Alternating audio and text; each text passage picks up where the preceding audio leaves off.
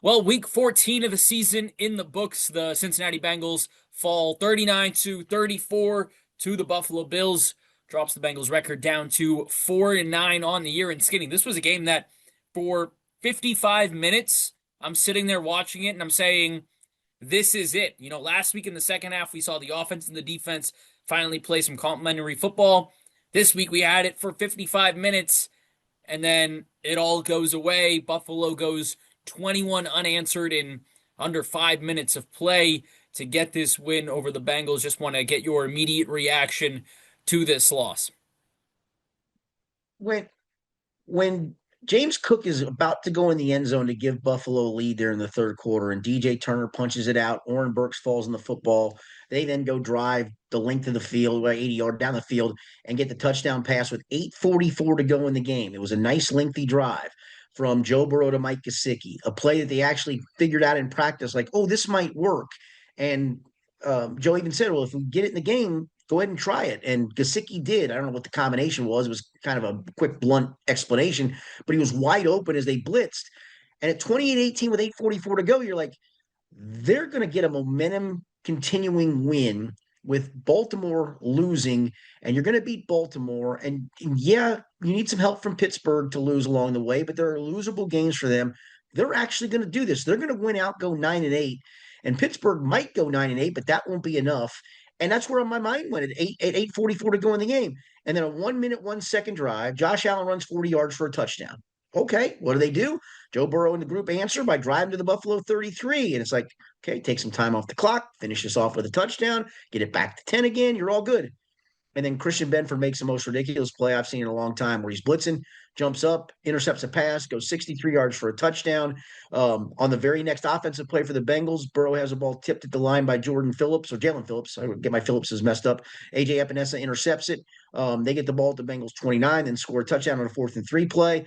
And within the blink of about less than 4 minutes, 3 minutes into change, or I think it was 4 minutes, whatever, of clock time, you went from 28-18 up to 39-28 down, and suddenly you are literally on last gasp. And the gas, there's still a gasp, but it's not much of a gasp. You almost need a miracle at this point to get the playoffs. Yeah, I think the exact timing was 4:36 or something like that. They scored Yeah, those 21 points. So crazy. blink of an eye, just like that. Now, of course, the defense has been the focal point for most of the season and why the Bengals lose these games. And with Buffalo scoring 39 points, that wasn't really on the defense. The last drive, you've got to get that stop on Josh Allen on third You and have 15. to. But before we get to that point, we'll talk about that next. Want to get into Joe Burrow's second game back, goes 25-36, 284 yards, 4 touchdowns, but then those 2 interceptions, like you just brought up, first two of the year, and just couldn't have come at a worst possible time for that to happen. Most of the time it's been Burrow trying to will the Bengals back into games. This time you have the rare occasion where, you hate to say it, but he is, the reason why they ended up losing this game. Just seeing those plays, what was did you even think that was possible, that something like that could happen? Those stretch of 2 plays. I don't want to completely absolve him because they were interceptions that are credited to him that weren't drop passes. Sometimes a quarterback will throw a ball that'll go through a receiver's hands wide open, and the safety will get it off the ricochet. And guess who gets credit for the interception? The quarterback. Those two are on him, but my gosh, Benford makes such a good play, and the ball tipped at the line of scrimmage. You just don't. Those happen every once, so you just don't see that coming. And again, I don't want to absolve him, but they weren't fluky because give Buffalo credit for I mean, Benford made a play. You're not going to see a better play in the NFL this year than that one, in my opinion. I mean, that was just spectacular. He To was in come the snow blitzing full too, jumping speed, that high. right? And to come blitzing full speed, like his initial goal was, I'm clean. I'm going to level this cat. And then instead, he sees him start to throw it, and he just jumps as high as he can and high points it, and then goes for the touchdown.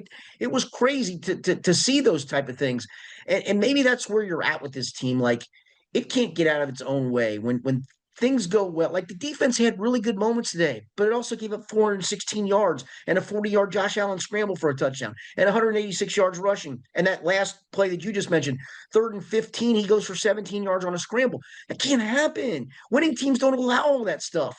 But then winning teams also have goofy stuff like this where an interception's returned for a touchdown in a weird way, and a ball's tipped, and suddenly you've blown a 10-point lead in the span of 4 minutes and some change. And maybe that's just what this team is this year. A, it's not very good.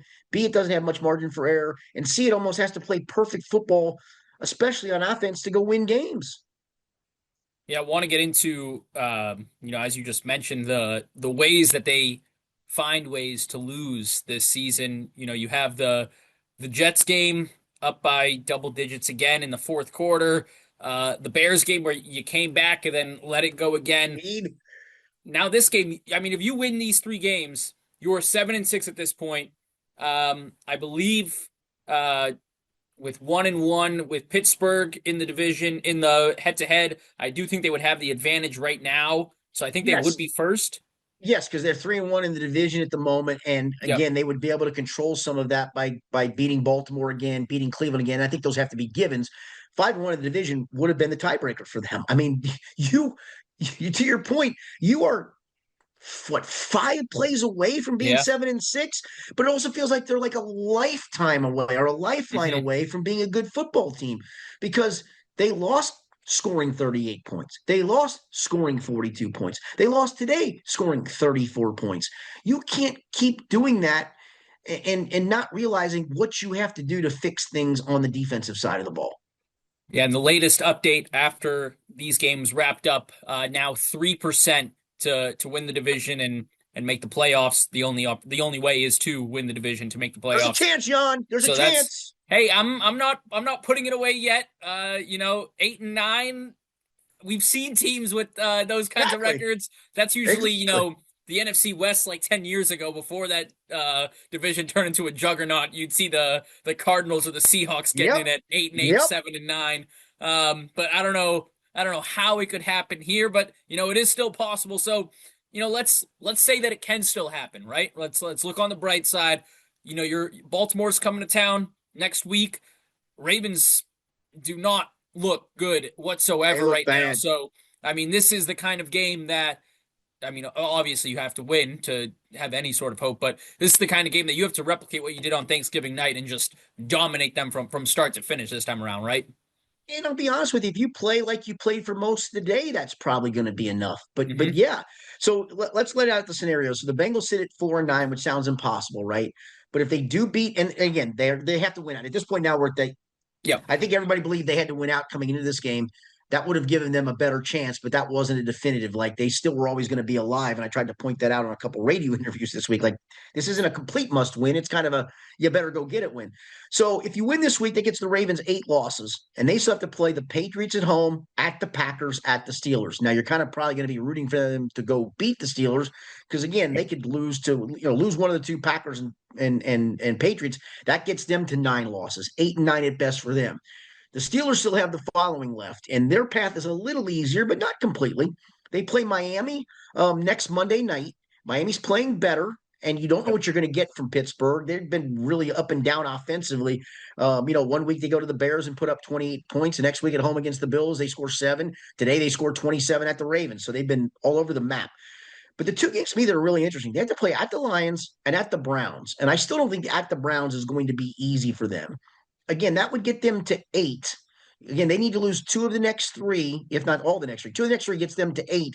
And then that Ravens game, it depends on who you're rooting for. You hope the Ravens at that point are sitting at 9 losses and go to Pittsburgh and win that game to get them to 9. So there still is a path.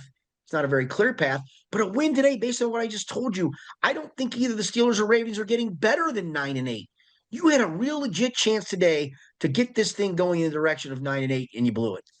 Yeah, absolutely. It was, I mean, it was right there for the taking after all that they've been through this season. I mean, we're sitting there watching this game, and I had the same thought go through my mind. I mean, there is no way that one of Baltimore or Pittsburgh is getting to 10 wins. Like, Right. it's not going to happen.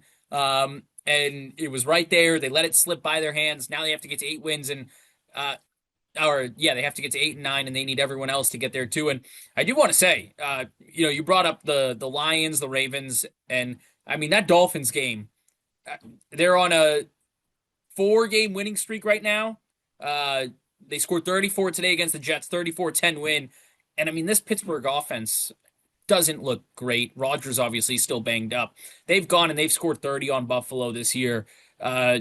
Tua, if he can play like the Tua that he was when they drafted him, the Heisman contender, the tank for Tua that was going all around. I can't believe there was ever that point in time where it was when you were debating Tua or Joe Burrow, who was the number one quarterback in that draft class.